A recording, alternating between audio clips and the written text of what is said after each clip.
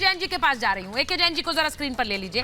ए के जैन जी, ये बिल्कुल क्लियर है कि माफिया, जैसा मैंने पहले भी कई बार कहा है, एक दिन में नहीं खड़ा होता और ना ही एक दिन में माफिया का साम्राज्य ध्वस्त हो पाता है, लेकिन उस पर कार्रवाई एक कंटिन्यूअस कार्रवाई है और वो होनी भी जरूरी है। ये मार एक दिन की नहीं है, ये मार कई दिन पड़ती है, तब जाकर ये साम्राज्य ढहता है।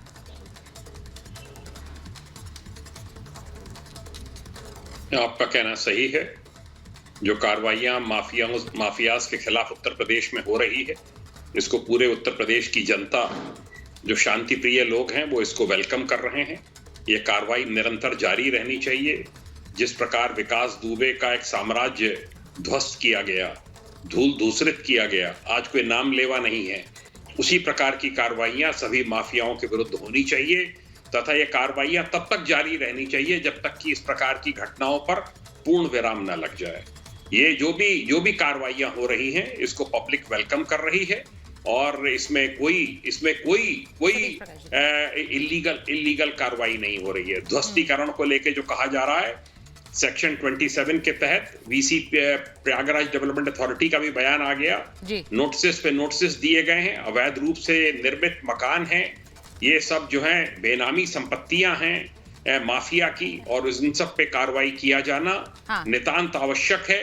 जिस प्रकार का हौसला इन्होंने दिखाया है, इतनी कार्रवाई होने के बावजूद कि इस प्रकार की घटना इन्होंने कारित की है प्रयागराज में, उसमें हमारे 2 गनर मारे गए हैं, उसमें हमारा जो है वो एक एमएलए की हत्या का एक मुख्य गवाह मारा गया है। कठोरतम कार्रवाई इसमें अपेक्षित है, तभी प्रदेश के बाहर से इन्वेस्टमेंट आ पाएगा यहाँ पर, तभी युवकों को रोजगार मिलेगा और तभी खुशहाली आएगी। ये जो प्रदेश माफियाओं को लेकर बदनाम हो रहा है पूरे देश में। जी के पास जा रही हूँ। सर, आपने जो बात कही, आपने एक वाक्य का इस्तेमाल 3 बार 4 बार किया कि जनता यूपी की इसका स्वागत कर रही है। अभी इसी बात को लेकर बहस हो रही थी इमरान मसूद जी से भी, वो कह रहे हैं जनता को कोई मतलब नहीं है। क्या वाकई जनता को कोई मतलब नहीं है सुजाता जी इस कार्रवाई से?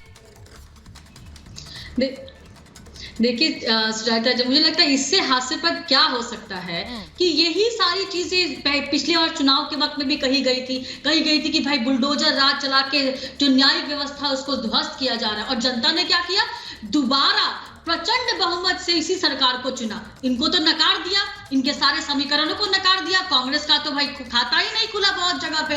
और तो और आप ये देखिए, क्या ये हास्यास्पद नहीं है सुजाता जी कि यही यूपी था ना, जबकि ये माफिया मूंछों पे ताव देके नेताओं के गाल थपथपासा कदा कैसा नो बबुआ, और नेता बिल्कुल हाथ जोड़े खड़े बोलते थे ठीक है भैया।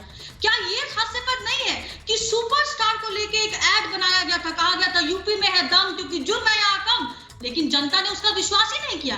और आज जनता वही कर रही है, वही सरकार के पीछे खड़ी है और सरकार को वही करते हुए देखना चाह रही है जो सरकार कर रही है, क्योंकि सरकार ने सबसे पहले ये कहा था कि यूपी के उन्नति में अगर सबसे बड़ा कोई रोड़ा है तो वो है ये माफियागिरी। और सुचारिता जी, ये बातें सिर्फ इस नेता से और पार्टी से जुड़ी हुई नहीं है। क्या एक माफिया सिर्फ एक ब्लैक मनी का ट्रेल नहीं होता है?